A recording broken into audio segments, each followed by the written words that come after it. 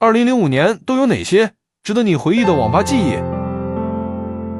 ？2005年的夏天 ，QQ 空间上线，网吧里我们握着鼠标，写下了第一篇日志。没过多久，就挤满了10几条留言。